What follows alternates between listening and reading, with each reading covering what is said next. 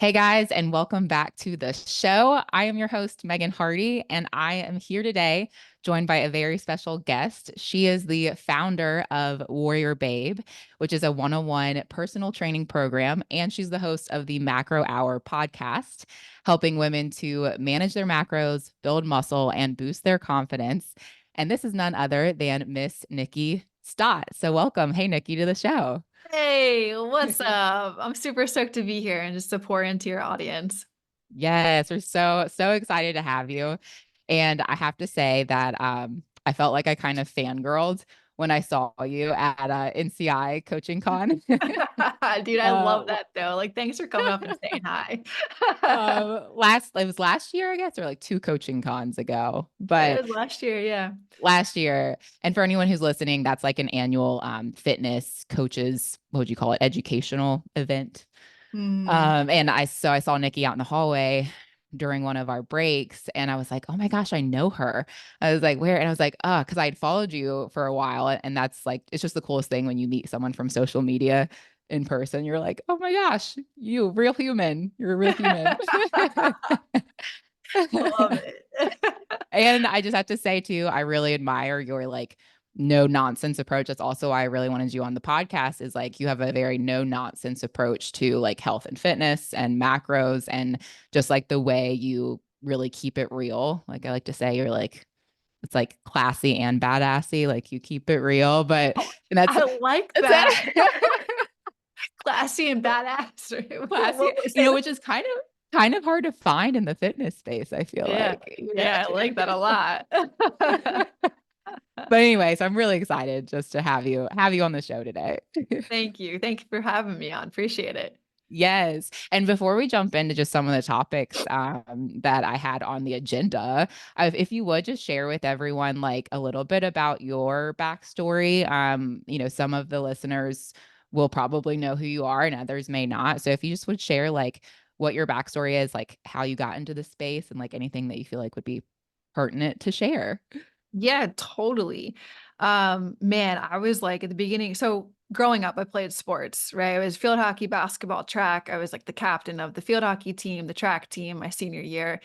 And sports is like my jam, like having the team, having the coach, having the consistency of practices and showing up. Loved it. And then come graduation of high school and like the in between stages of like exiting high school and like entering adulthood when you're like going to college and like trying to figure it out. Like I'm sure that we've all been in that stage of like you're trying to figure it out and then you fall into like the crowd of, at least I did, the crowd of drinking and partying and going Yep. out and turning 21 and uh I was kind of like losing myself at this stage and not losing myself, but like kind of getting away from what I was so used to with sports, right? Like consistency, practice, showing up, team, all oriented on the same thing, doing the same thing, wanting to win, being competitive. Like I was very far away from that. Um, and then at the early ages of like when I was 22 to 25, I was in a relationship for 3 years and I was engaged at this point. And that was like kind of what the camel that broke, or what is it, the straw that So broke the camel's back. yeah. That was where like I felt the most removed from. This is where like it wasn't the drinking or anything like that or the partying, which crazy to think that, but the most removed I felt from myself was in that relationship. And like I felt like I was like like my reality in front of me wasn't who I truly was and what I felt like it was in my core. Like I felt like my real self was like being submersed down, if that makes sense. Mm. Um, and we decided, to keep a long story short, decided to end that relationship in the early, like when I was 24. So this was like 2014, 2015. And in 2015, I was like your New Year's baby. Like I was like the New Year's resolutioner. And I was like, hey, I'm gonna like Yeah. get myself back, like do the things, like go to the gym, like start working out. But I had no idea what I was doing at this time. Like, and I'm sure so many of you guys can resonate with that. It's like you want to do the thing and you have this idea of doing the thing, but then like actually executing on when you have no idea what you're doing, you're so naive and ignorant to the process. Like that was me. And I Yes. started Pinteresting. I started looking at all the things online. I tried following these diets I saw were working. And at the same time, I was in nursing school. So I was finishing out my BSN. And it was a lot, like trying to figure out how to do it yourself. And I wasn't getting where I wanted to be like halfway through the year. And you'll learn as we talk through this podcast, like I'm somebody that like, I need to take the action. And if I don't see the result that I want, then I need to figure out how to get in alignment with the result that I want. Right. So I was about like halfway into the year and I wasn't getting where I wanted to be, just trying to do it myself. So I stumbled upon bodybuilding. Forget exactly how. I think it was probably through social media. And then I got stopped in the gym and the owner was, or the manager was like, "Oh, you going to do a body competition or a bikini competition?" I was like, "Oh, crazy. You're thinking like you asked me that. Like that's been on my mind recently." And from there snowballed into like, he had a connect, I connected with that person and I ended up like hiring my first coach mid 2015 and then went all in and just signed up for my first bodybuilding show and competed in November. And with hiring a coach, that was like the thing that propelled me forward, right? I bought somebody's knowledge, expertise, understanding. Like he was the one that told me all the things that I basically was doing wrong and how to correct it. And that's why I think coaches are so beneficial in the space. Especially if like that's not your profession or like you have so many other responsibilities in life to focus on, especially if kids or you have your own job. So that my coach was amazing. He helped me accomplish goals I never thought I could accomplish and gave me the right tools and the material to follow. That month, that year, the end of the year, I competed in my first bodybuilding competition and won that show. It was a very small federation. Ended up going pro in that federation, very small. Nice. Um, Don't downplay it. Don't downplay it. yeah. Number one, baby. um, so and when I did that, I was like, man, like this is dope. But again, I was getting the results I wanted. Like I really wanted to have like more toned physique and more toned body, and like I didn't know how to do it. I was doing it all wrong at the beginning of the year, and I think that's a lot of what we all struggle with. So I was like, oh shit, I won. Cool. Like, okay, let's go try a bigger federation. And I did that. And then I went pro. And then I went, and this was like a 3-year span. And then I went and competed against the pros and then beat the pros. And then I was like, all right, I'm done. I left undefeated. But I learned Yeah. throughout those 3 years, I was like, okay, this is cool. Like bodybuilding taught me a lot. It taught me how to eat right, taught me how to discipline, taught me how to work out and strength training, get this X type of result, but it's not sustainable. Yep. So I figured out how to make it sustainable. And I really just went on a journey of basically using me as an experiment and went into the macro world. Because I asked my coach over and over and over again, I was like, what are macros? I want to learn macros. How come I can see people doing macros and living an amazing life? Yeah. And he was just so stuck in the ways of bodybuilding, right? Which is totally chill and totally cool. That was his thing. But I wanted to make it Was he mostly sustainable. helping you with like chicken and rice meal plan diets? Dude, Yeah. chicken, broccoli, rice. Forgot to Yeah. note too, I ended up in the hospital 2 times. Like I ended up having rhabdomyolysis, which is where like your body isn't able to filter out the lactic acid as fast enough. So it kind of like it can damage your kidneys that way. Dude, and I had ended up with like 8 bags of fluid. And this was like 3 weeks after my show. And then I ended up Yeah. again in the hospital because my fats were, dude, I was eating 14 grams of fat after I calculated my macros from bodybuilding in I a just day got for 8 weeks goosebumps. straight. In a I day for literally eight just got weeks straight. goosebumps. Dude, it was bad. And again, just naive to the process, like didn't know what to expect. But I ended up in the hospital because I couldn't poop. And at the time I was working in the ER and my doctor came in, he's like, Nikki, you're literally full of shit. I hope I can curse on the podcast. Sorry. And I was just like, oh, great. No pun intended. Ha ha ha. But it was literally like the most expensive poop in my life. So like, Uh, I've learned, give or take, I've learned some things from bodybuilding, but again, I wanted to just, long story short, I'm totally giving you guys a winded background like of me, but this is where I dove we're into here. macros afterwards. And I was like, dude, macros is like, you can't beat it. Like it just is science. Like it just makes sense. And Yes. and I just fell in love with macros, and that's just something I preach today. And now we've helped 18,000 women inside of Warrior Babe, with the knowledge and expertise that I've gained, but also just hiring. We have like 65 coaches on board that are honestly better coaches than me, and as it should be, That's that have helped awesome. women in this space. So yeah, that's a little bit about me, my journey, and then how it's evolved into Warrior Babe, which is super cool.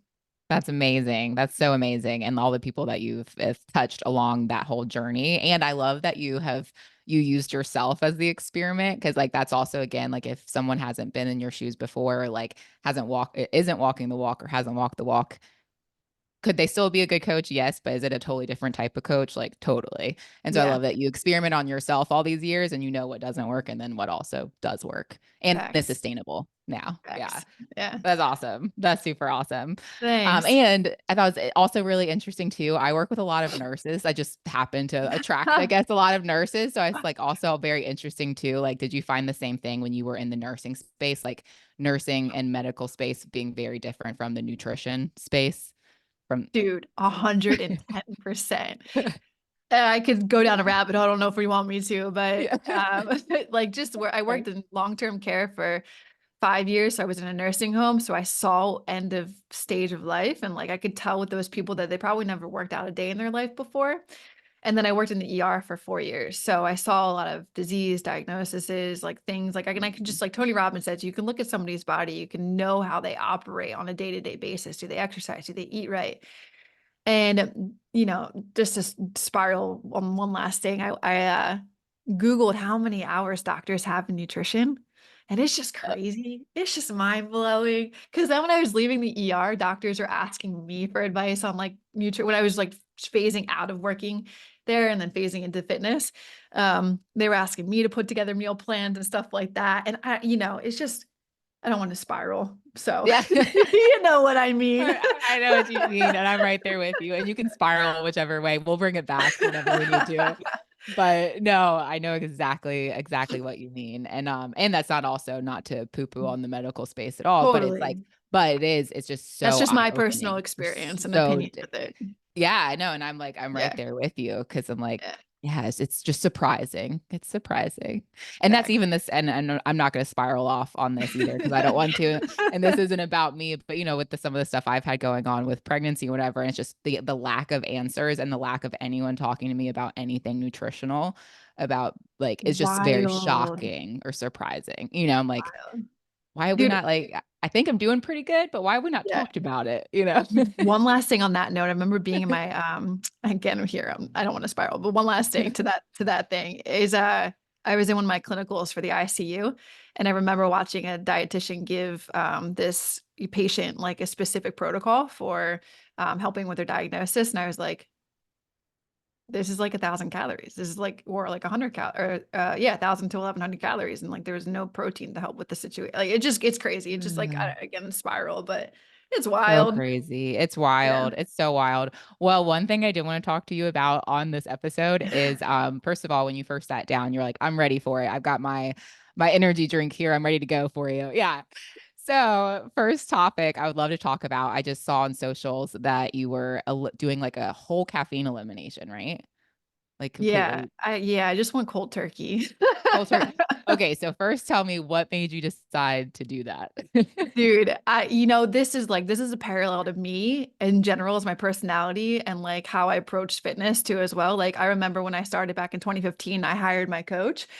I hired him the next day. I went cold turkey and canceled everything that I was eating and I just went straight to the meal plan.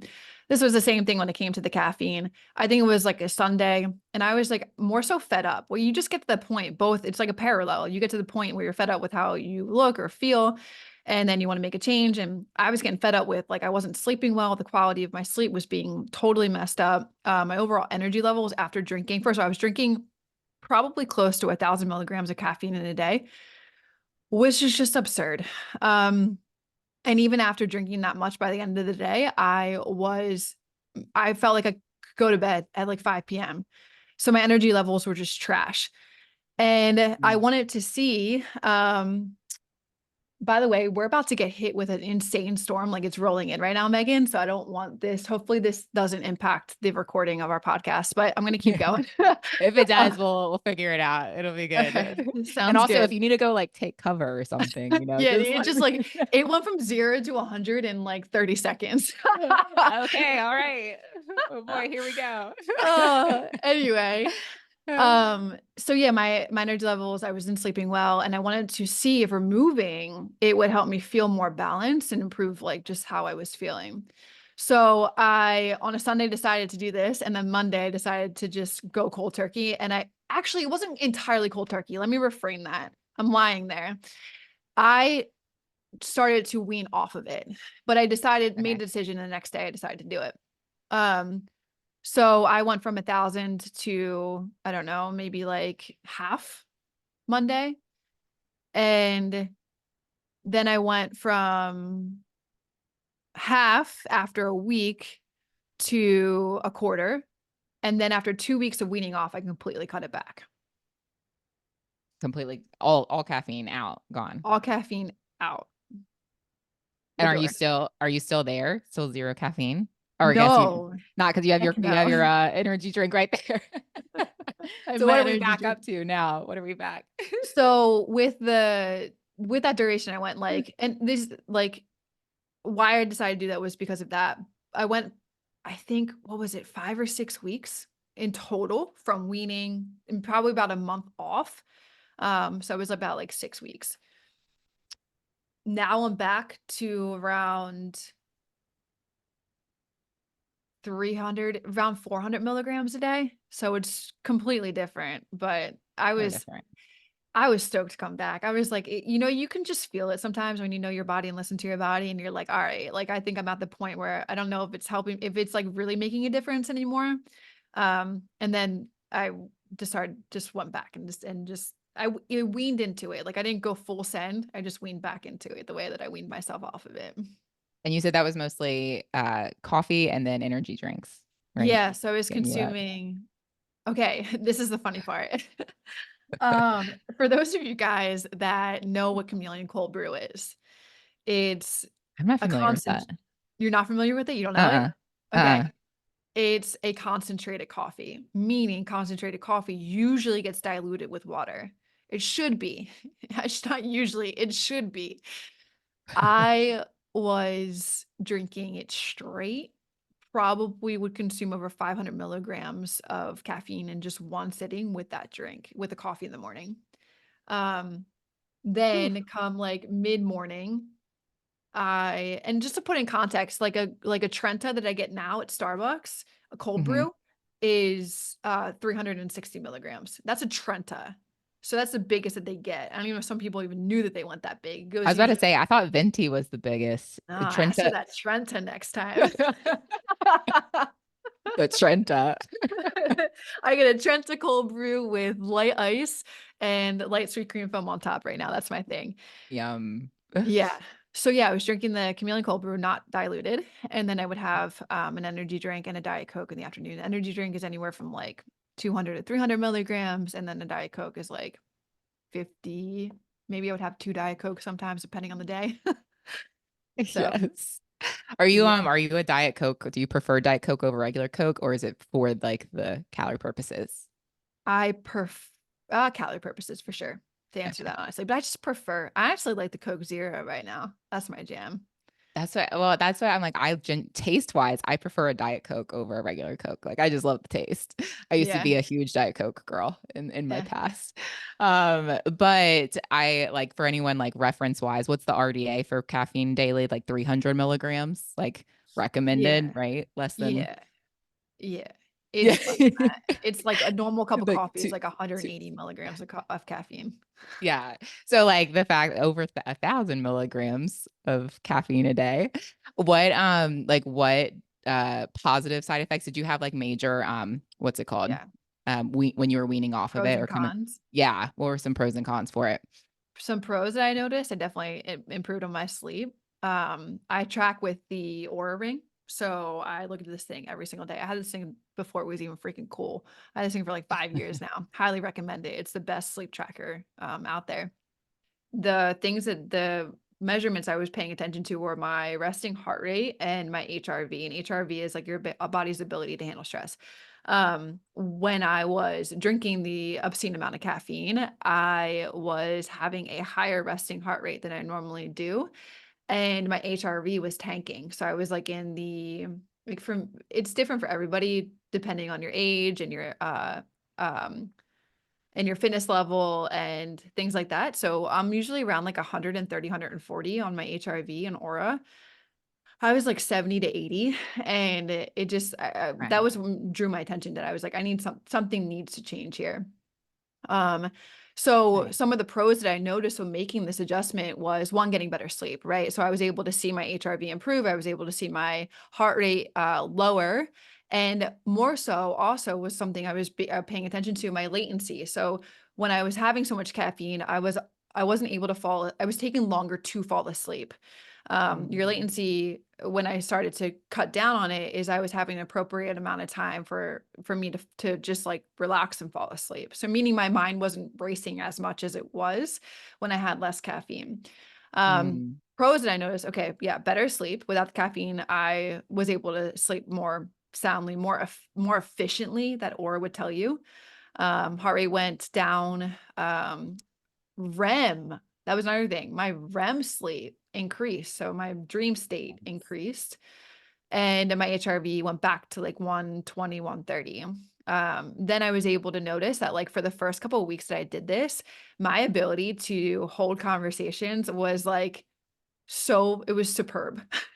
It was amazing. Like I Really? was able to like just sit here and just listen and, hear the things and then respond like in a good way. Like I was fully here. Like a lot of times I'm like trying to multitask. I'm in Slack. I'm here in Zoom. Slack is our company channel that we communicate in. And sometimes I'm just like kind of all over the place. Honestly, kind of like how I am right now. I'm not gonna lie. I had one of these because we just shared like a huge company announcement, and I feel like I've just had to be on.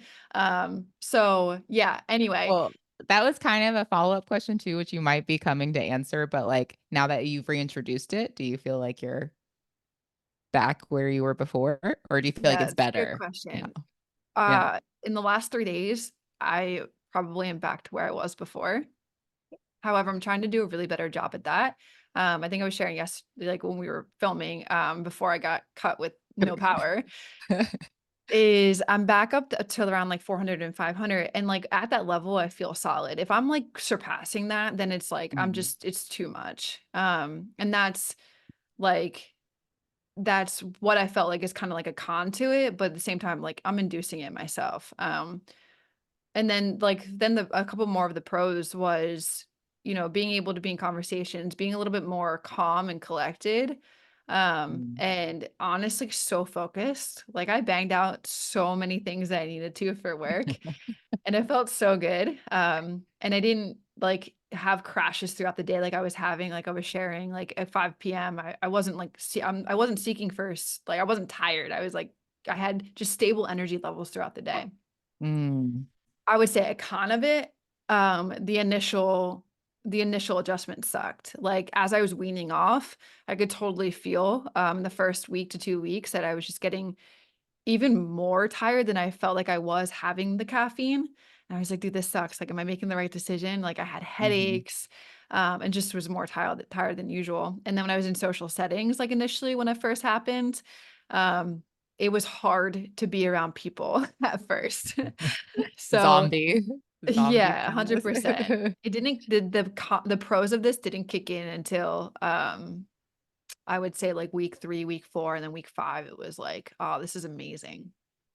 And were you, like, during that whole process and weaning off and while you were off it, were you doing anything else supplementally or lifestyle-wise to help you with the feel-good effects, or literally it was just, like, the absence of caffeine? Literally the absence of caffeine. Yeah. Nice. Nice. Well, what would be, like, your recommendation for someone who, like, on the caffeine front and or supplement front? Like, I feel like a lot of people feel like they have to have caffeine for a good workout. That may or may not be true. Like, what would you recommend, just even like general advice for for others, just to get the most out of their workouts, or what's been like what works well for you now, knowing kind of both sides of the coin of like no caffeine and lots of caffeine. Yeah, I would say I really just totally focused on hydration during that time, and that somehow made everything like just feel good internally. And like I said, I had just like natural stable energy levels throughout the day. So I didn't feel like I needed like the caffeine, or I didn't feel like I needed something to help. And also I kind of really just turned to the basics of nutrition. Like I just made sure that I Mm. was eating appropriately throughout the day, and had the carbohydrates before I went to go work out, and that naturally just gave me an energy boost. And then the good night's sleep, like we pull back the onions here of like fitness and, the things that are really, really important outside just workouts and nutrition. The sleep that I was getting made me have amazing energy levels when I wasn't on the caffeine. Um, so I Okay. would think totally those are just two things that I would say: hydration, and then just making sure that you're getting good quality sleep and then fueling your body appropriately. Um, if you are thinking about doing this, I would totally go the gradual reduction, uh, and not cut it cold turkey, but that's just me personally. Yeah, those are a few of the things, the best practices I would recommend. Nice. No, and I think the things that you said, like nutrition, sleep, hydration, like they sound simple, but that's also what everyone skips too. Yeah, 100%. So yeah. Well, another thing I wanted to ask you about was something you posted about. I'm really bad with time and numbers, so that could have been weeks ago or months ago. I'm not really It's all sure. good. I don't really know. They all Now at blend this point, together. yeah, it all blends together. But you had mentioned like I think you took a selfie in the gym. You had just gotten back into the gym after like a week off, Mhm. and you mentioned like you've built a quote unquote passive body, I think is what you called it. And Yeah. you just were talking about how you have the ability to be able to like take a week off here or there and without rebounding or without anything happening. Could you Mhm. like kind of elaborate on that or like that post that you shared? Yeah, totally. I think what I meant by that, I actually heard it from, I don't know if the audience is going to know who this is, but Alex Hormozy said it like a Mhm. while back. Yeah. And he's big in business, guys. And he brought this up, and I was like, damn, that's so smart. Like it's so true. Like we think about people think about passive income and how they can make it. I think about passive body and how I've just been able to maintain my shape even with some time off. Um, Mm, and that's if just focusing, it's been like a long-term process for me. And so I think, it's been mainly from the consistency of me building my body over the last 9 years. And when I really look at it, right? Because we work with clients, and there's some clients that are like, dude, I'm here 90% and they do the work. And then there's clients that are like the 20% and they don't do the work. And then they're trying to like figure it out, and trying to figure it out for 5 years and 10 years. I look at the last 9 years of my journey personally, and I was like, dude, I've been dedicated to my journey at least 80 to 90% of the time. yeah. And that's both with like nutrition, that's both with training, that's both with sleep, that's with hydration, that's with like surrounding myself with the right people. So many foundational aspects of what makes a fitness journey successful and what makes you get results. And so I think that over the last 9 years, I mean, it's been a journey of strength. It's been a journey of everything that I just said. But again, like majority of it is because I've been consistent. I haven't been perfect. Like, I know you talk about on your Instagram, like, when you have cheat meals and, like, or you aren't, Yeah. like, sticking to the plan 100%, or, you allow yourself to have, the donuts or the Oreos, and when I think Oh about Oreo, yeah. I think about your puff. You allow yourself to have those things, right? Like, and so that's when I say, like, with my journey, it definitely hasn't been perfect, but it's been hella consistent. And when I Mm, say consistent looks different every single day. So it just looks different of how I'm showing up for myself, but no matter what, in some light or fashion, I'm still showing up myself for myself in the nutrition realm, in the workout realm, in the sleep realm, and in the hydration realm, and all of the things. So, that's how I look at I look at my body that way. I look at it like in the last 9 years, I've put in the work. And so me to take off 2 weeks, 3 weeks, kind of what I'm doing right now. If your audience wants to know, I'm freezing my eggs. And so I'm not pushing my body more than, what I normally would. So I can take these 3 weeks off, not be worried that like at the fourth and fifth week when I come back, yeah, I know I'm going to get really sore when I start working out again. I'm going to mm, phase back into it. I look at it as a journey. I don't look at it as like I'm going from diet to diet to diet. I look like I've set the foundations over these last 9 years, and so I've worked really hard in maybe, like, the first 5 years of my journey, and now I can play a little bit more, I can just not have to worry about it as stressfully as some people do. Does that make sense? Does that make sense?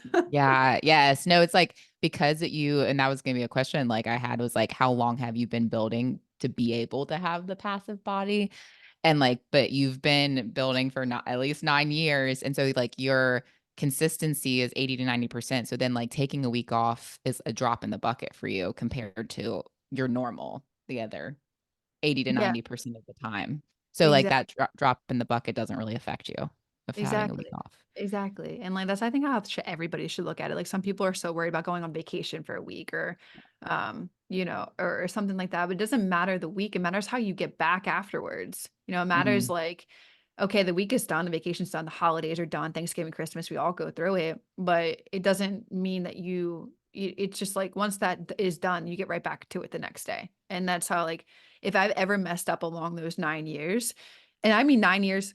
Wow, look at my hair. It's freaking he's I cracking. didn't even notice. When I mess up in those 9 years, it's more so about me just, giving myself grace and realizing, "Okay, I can start over Mhm. tomorrow." It's not like I'm gonna wait till Monday to start up again, you know? Yep, and I love that because like, that's where it's like successful people think like they were just better, more disciplined, more perfect, and I always say, I'm like, "No, they just get back on the wagon quicker." Like, Mhm. they don't stay down as long as someone else. Like, they still fall off, they still have off days, whatever, they just get back in the saddle quicker than someone else. Facts. Facts. Facts. But also want to know too, because I feel like a lot of women, I don't know about your clients, but like a lot of women I talk to, they always want to be in a calorie deficit or a cut or a fat loss phase, like all the time. You're shaking your head for anyone who's not.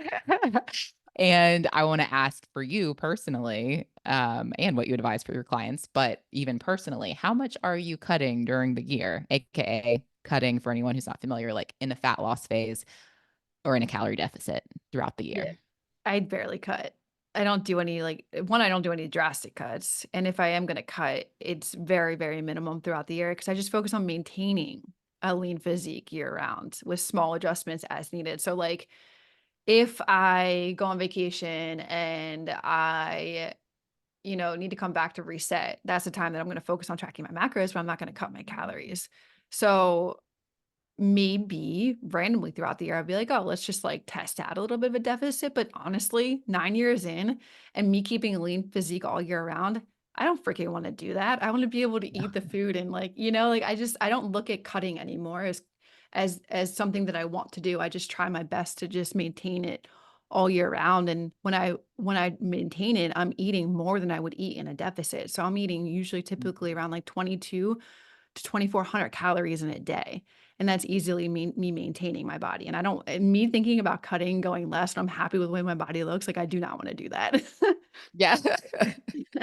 Yes, I'm like, I know, like you've experienced the difference between like cutting, getting stage ready versus like, I think, I don't know who referenced it this way, but like lifestyle leanness, where you're like, I can enjoy life and be lean, not Yeah. stage ready lean, but lifestyle lean and Yeah. fit. Oh, stage ready lean and lifestyle lean drastically different. That Stage draft. ready lean, me, I was like 1,100 calories, like in and like doing 6 days of cardio and I was bodybuilding. Now I'm 2,400 calories of maintaining and walking 10K steps a day. I love it. I love it. Do you still do you track macros year round or do you take time off from tracking macros? What does that look like for you? Yeah, good question. So recently, in maybe like the last year, I've switched to more intuitively eating, just challenging myself to see how well I do, both like behaviorally and actually like nailing my macros in the day without tracking. So, uh, to answer your question, I will randomly just pull out my fitness pal throughout the day, throughout the year, just to make sure that I am do it like I'm seeing the meals for what they are when I'm challenging myself to eat more intuitively. But for the majority of my time, I'm more intuitive than I am actually tracking. Nice. But and the other thing too is like for anyone starting out with macros, because I know you're a huge fan of macros and using Mhm. that as a tool, but then you kind of, and what I tell my clients, it's like you kind of earn that right to intuitively eat, where like the right way, like at first, if you're like, I'm intuitively eating, you might be like intuitively eating a Burger King every day. It's like, Exactly. who knows if that's the right way for your body, but then you've earned that right where like now you know how to eat for your body and you can do that successfully in a 100%. I love when people say I eat healthy, and I'm like, well, what does that actually mean? And then you peel back the onion, and it's like, oh, I'm only eating breakfast, lunch, and dinner, but like breakfast, lunch, and dinner have just carbohydrates and fats, and maybe like the littlest amount of protein, and we need you to eat protein. Totally, you have to earn the right to be intuitively eating, and to get to intuitively eating, you have to. I mean, me personally, I believe in tracking macronutrients. Again, it's just like science, and it's fueling your body with the exact amount of nutrients that your body needs. And in order to do that, it's like you have to go through years of fumbling and actually then being on point. And then once you're on point, it's like I look at macronutrients as a skill set that will serve you for the rest of your life. If you're able, why I'm able to intuitively is because I spent the last 9 years looking at my plate of food 6 times a day and seeing what is made up of protein, what is made up of fat, and what is made up of carbs. And so I've given myself the confidence now when I intuitively eat that I can look at a portion size and I can know almost, ballpark how much protein, how much carb, and how much fat I am eating in a sitting. And at the end of the day, if I'm like, I need more protein, I know exactly the source to go get that. But again, like you're saying, you have to earn that right. And out of the gate, a lot of people don't know what to eat or what is made up of a protein, fat, and a carb. So you have to learn what those things are and how they fit into your day and how they fit into your for your body. And that takes it's a skill set. Like it's not like you're Mhm. gonna learn it overnight and you're gonna be frustrated out of the gate when you're trying to track macros. Like it just be totally blunt and honest with you guys. Like it's Yeah. hard at first. Like it's hard. Like, I'm telling the clients I worry about, I'm like, go just scan your kitchen and barcode, scan everything, and then like try and just sit down and play the game of Tetris with your macros instead of watching Netflix, like how much you really want your goals. And then as you it's gonna take maybe an hour at the beginning, but then like if you do it every single day for weeks on end, I can confidently say, because I've heard women say this, it's like, oh, now I don't even have to worry. Like it doesn't take me an hour, it takes me 5 minutes. And like then you get to a point where you could eat normally for the first half of the day, go into my fitness pal like 4 p.m, log all of your meals and know where you're at for the day, and then eat the rest of your meals that you need to. So it's like levels, right? It's levels, but you totally have to earn the ability to intuitively eat. And it takes time, just like building muscle does. Yes, yes, I think that's the thing, a lot of people who start out tracking macros just, like, expect it to be easier than like, it's a learning curve, it's a big learning curve, and then but Yeah. once you get it, I say, like, once you get the hang of it, like, it should not take you more than 10 minutes a day to Facts. You weigh can and even get track down to like stuff. Yeah. 3 minutes. Yeah. I know you've made, like, a whole meal prep for a whole week and tracked in, like, 30 minutes, so we know you Yep. can track your food Totally can alone. do it. For what well, what would be, like, your advice, like, for women who are wanting to get into really lean shape, but being able to, like, maintain a social life and social balance? And, I mean, imagine part of that might be suggesting macros, but someone who that's, like, kind of one of the hiccups for people are like, about even starting macros is the overwhelm or they're worried about their social life, things like that. But what would you suggest for someone who wants to be, like, lifestyle lean and, like, where to start for that person? Maybe if they haven't tracked macros before. I think the first thing that I would say is if you've never tracked macronutrients before, okay, first of all, to the social thing, you got to sacrifice something, right? And you don't, I'm not saying that like, oh God, I got to like, give up everything. It just, what is in alignment with your goals, right? And then you have to maybe readjust some things in order for you to, and how bad do you want it? Like some things have to change in order to get to the point that you want to get to. If things are the way they are now, you can't expect the same thing. What's Einstein's quote? Doing the same thing over and over and over again, expecting different results is like the definition of insanity or something like that. So it's not like I'm not saying you have to give up everything. You just need to be more mindful when you're in the situations. Like I think back to the beginning of my journey, and I was surrounded by people that were drinking, and I was like, well, this isn't something that's really aligning with where I want to go with my health and my fitness. So I kind of need to like cut it back a little bit and cut it out immediately, but I cut it back. And then I was just more conscious of the people that I was surrounding myself with. If you're going out to dinner, I would recommend looking at like the menu ahead of time. Be like, okay, this can align with the nutritional intake that I should focus on a day. Instead of getting like a burger and fries and what you're so used to doing, maybe just get like salmon and vegetables, or it's just you got to be willing to make those changes. Um, when it comes to macros, I would say like get my fitness pal, get the free version, and just like pay attention to how you actually are eating for like the first 7 days of you deciding to embark on your journey, just so you can be more aware of your habits. And then from there, you're more aware, so you know where you need to take the action necessary to help you to accomplish what you want to accomplish. So typically, after 7 days of tracking, what I see more often than not is women aren't eating enough protein, and so we just need to make a goal of hitting more protein. And then, it's stepping stones. So I would say, yeah, do social macros, just being more aware of your nutritional habits and then taking ownership. Like just take ownership for everything. Like you're in control. You have the ability to make the changes that you want to. You have the ability to act on the changes that you want to, and you have the ability to get the results that you want to. People have done it. Now you totally can. You just need to have the right mindset to get you there. And Yeah. then with strength training, I would say like if nobody's strength trained before, I wouldn't go 0 to 100 with that because you could injure yourself and get hurt. But it's just as easy as like going to move your body, or doing some body weight exercises at first, and then you build more confidence that you can do it, and then you'll and eventually evolve into going into the gym. And maybe you're gonna feel a little overwhelmed doing that at first, but it's like it's more so of a confidence and mindset thing than it is like going in and actually physically working out, you know? Like, I remember at the beginning of my Yeah. journey, I was so intimidated by walking into the weight room that I just went straight up to, like, the treadmills and started doing cardio, and then that wasn't getting me where I needed to be. I knew I needed to strength train. So I had to just get over my insecurity of walking into the weight room, and it's more so you just doing the thing, and that's gonna Yeah. help you build the confidence. So there's a few of the Yeah. buckets I would recommend for people. So good. So good. And I think like the stepping stones, because that's where also like people, it's the all or nothing mindset or like trying to bite off too big of a chunk at a time. And that's where Totally. like coaches come in really handy because like, okay, let's split this up for you and show you like what are the biggest rocks to move first versus like, let me focus on all the minutia of everything Yeah. that I have to do. But I also really appreciate you saying it's gonna require changes and some sacrifices here and there, but it doesn't have to be all or nothing. Like you can still Yeah. go out with your friends, but look up the menu ahead of time, pre-track your Yeah, meal. and totally. And like, you know, what I've noticed with the aspect of friends, like you can still keep those friends at the beginning of your journey, but dude, what I've noticed is like I'm meeting you, right? And like surrounding myself with like-minded people that are doing what I am also so in love with doing, which is fitness and strength training and working out. You eventually meet more people that are like-minded and in that space and can get and understand what you're doing.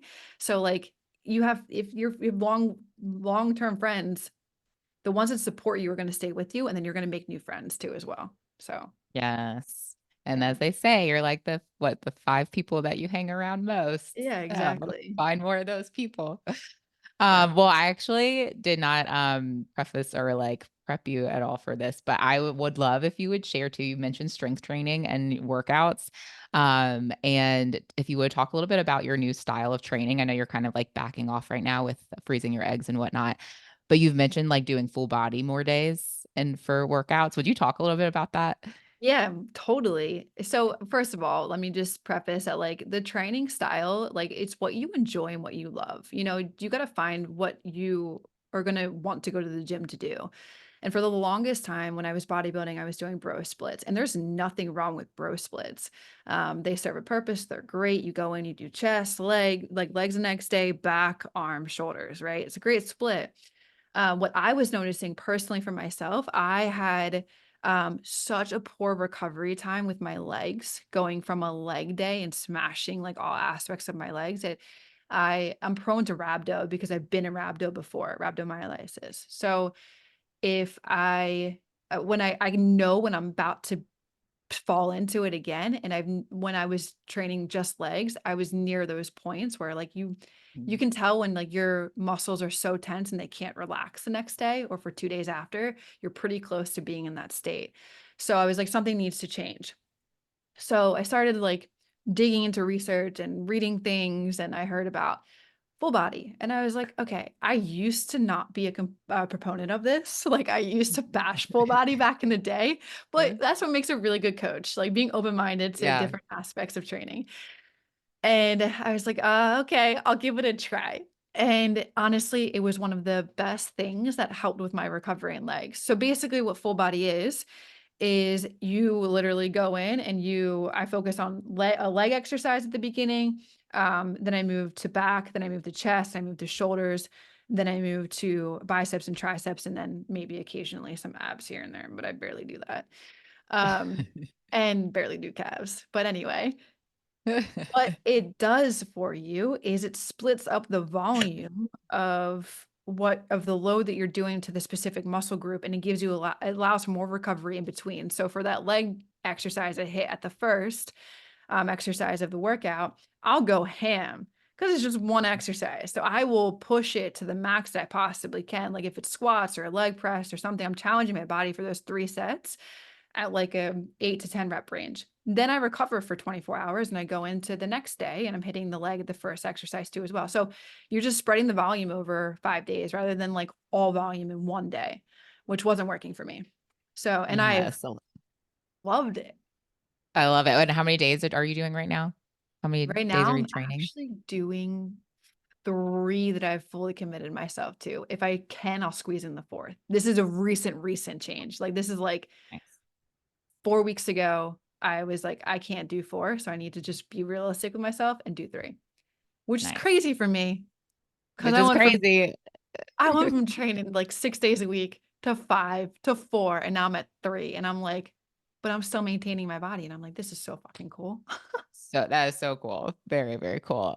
No, and I like had to ask you about that because I do something similar, a little bit different, but I always do like an upper and a lower, and I'll kind of alternate the muscle groups of upper and lower, but I have more leg days. And that's where like I've had some clients who, because they like look at me funny when it's not a traditional bro split. And they're like, why are we doing legs like multiple times like this?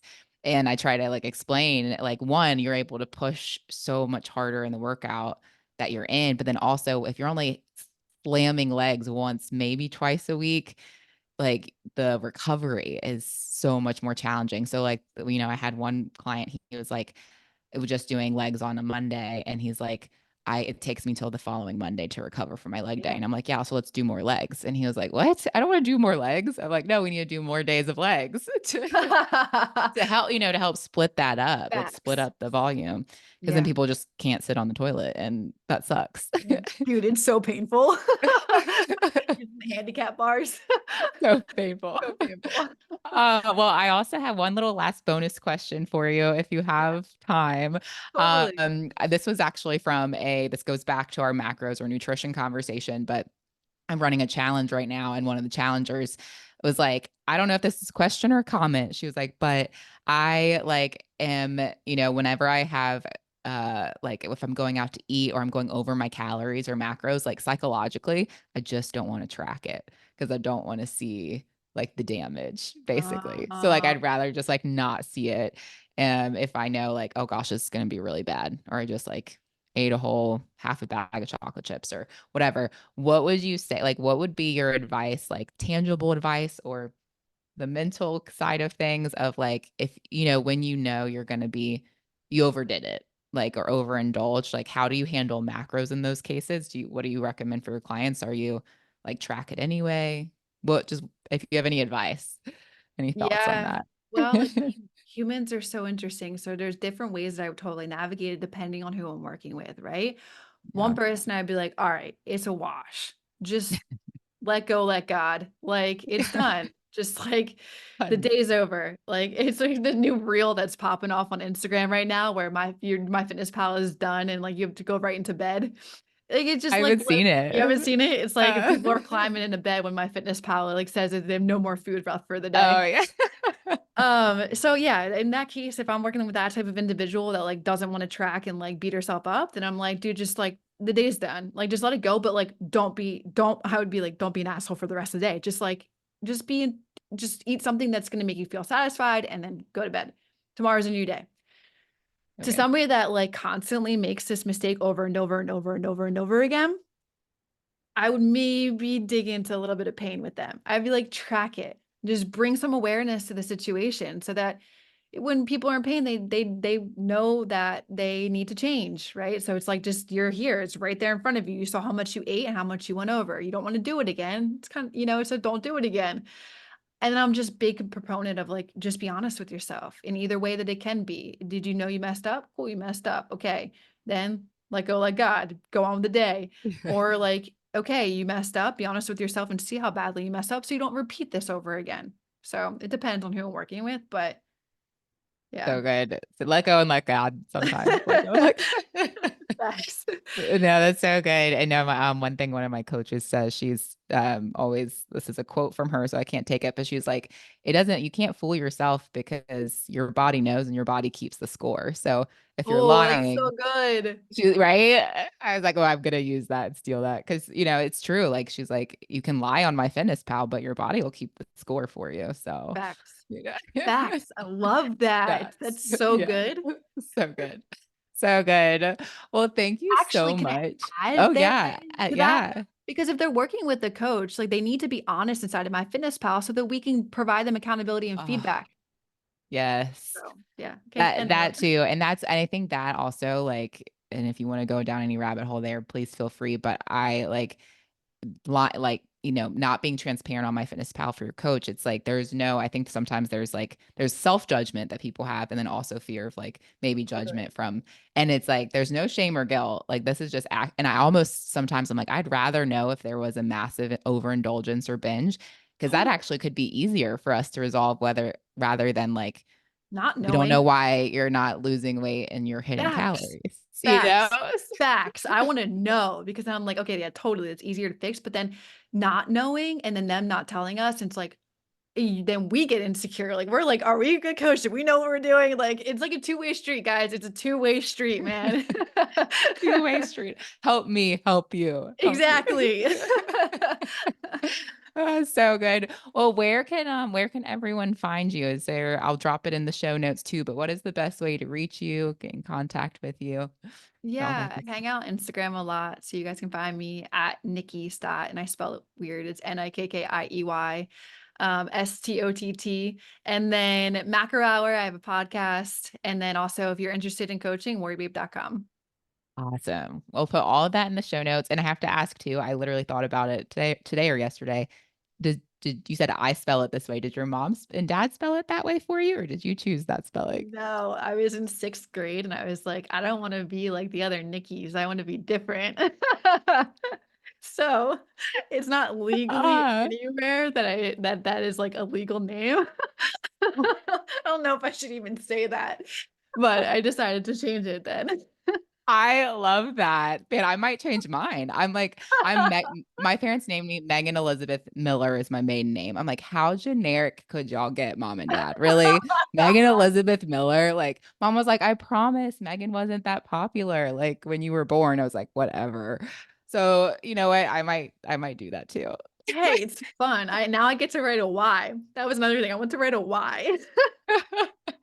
I literally thought about that. I was like, man, your parents really like did it in for you as a kid to try to spell that, but Wait you until you chose know how it. they spelled Nicole. This my real name is Nicole. They spell it with an H and two L's. I'm like Nicole is usually Nicole. Mine's Yeah. Nicholle. I'm like, they Oh did yeah, it in for me there. that's impossible. No one's ever gonna guess. You're never gonna get a keychain with Nope. that kind of Nicole on Nope. it. Thanks. Awesome. Well, thank you so much for your time today. I really appreciate it so much. Thank you so much for having me. I appreciate you.